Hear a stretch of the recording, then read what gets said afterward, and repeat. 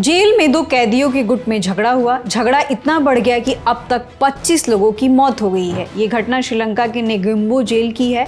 India today की report के मुताबिक इस घटना में 100 से ज़्यादा लोग घायल भी हुए हैं। रिपोर्ट के मुताबिक शुरुआती जांच में पता चला कि जेल के अंदर कथित ड्रग यानी नशे की तस्करी चल रही थी। इसी को लेकर विवाद हुआ। एक गुट ड्रग की तस्करी का समर्थन कर रहा था, वहीं दूसरा गुट तस्करी का विरोध कर रहा था। इसी को लेकर 5 जुलाई को दोनों गुटों में भिड़ंत हुई। इस दौरान कुछ कैदियों ने जेल के कुछ हथियार को अपने कब्जे में ले लिया, जिसके कारण 6 जुलाई को और विवाद बढ़ गया और दोनों ग्रुप्स वायलेंट हो गए। हिंदुस्तान टाइम्स की रिपोर्ट के मुताबिक हालात इतने खराब हो गए कि महिला कैदी अपने बैरक की छत पर चढ़ गई और खुद को रिहा करने की मांग करने लग गई। इस दौरान छत का एक हिस्सा गिर गया और कई महिला कैदी घायल भी हो गई। इस घटना की सूचना मिलते ही कैदियों के परिजन भी जेल के बाहर इकट्ठा हो गए। इस पूरी सिचुएशन को कंट्रोल करने के लिए पुलिस की स्पेशल टास्क फोर्स और रॉयट कंट्रोल यूनिट को जेल में तैनात करना पड़ा। हालात पर नज़र रखने के लिए श्रीलंका की एयरफोर्स ने ड्रोन और हेलीकॉप्टर का भी इस्तेमाल किया।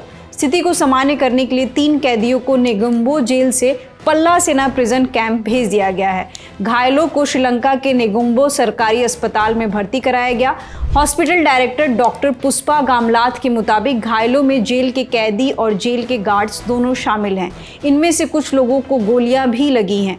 रिपोर्ट के मुताबिक 25 लोग जिनकी मौत हुई है, उनमें 4 जेल के गार्ड भी हैं जो हिंसा रोकने की कोशिश कर रहे थे, पर हमले में उनकी मौत हो गई।